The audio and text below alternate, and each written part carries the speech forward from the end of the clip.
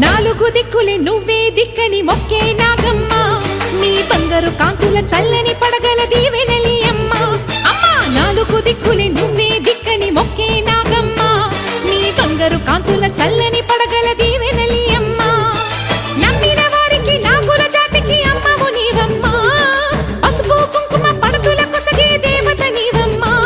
మా ఐదవతనమునకు అభయమునిచ్చి అండగా ఉండమ్మా